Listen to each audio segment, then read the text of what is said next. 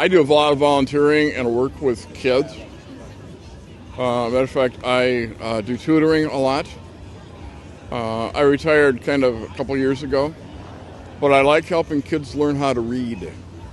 I like helping adults learn how to read, and it's a real challenge, but it gives you a real good feeling when you get an adult, especially learning how to read.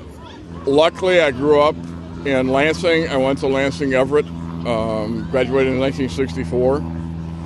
My father started here at Michigan State back in 1939. He was into his sophomore year as a music major, and then Pearl Harbor happened.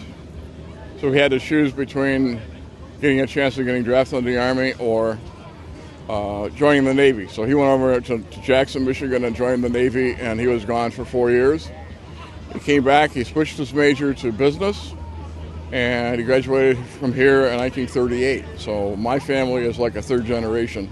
My son Trevor is a third generation person that graduated from Michigan State.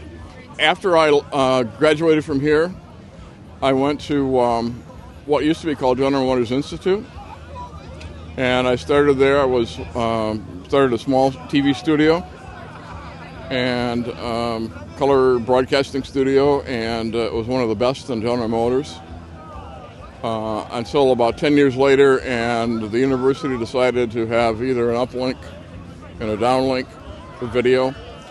And what they did is they started a master's degree program.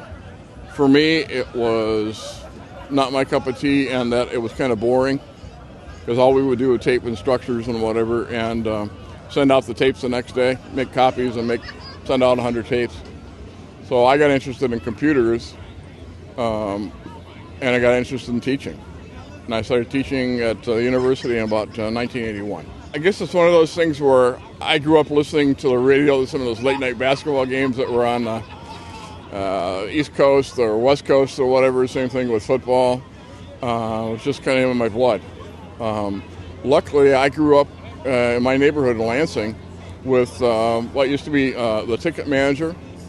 He just lived down the street, and he used to call us up, and my brother was about 3 years younger, and say, hey, why don't you go to the game tonight? Because I had to go out and, sell tickets or whatever. And so we did. So I started going to football here probably in 1953, I think it was. That was my growing up, It was wonderful.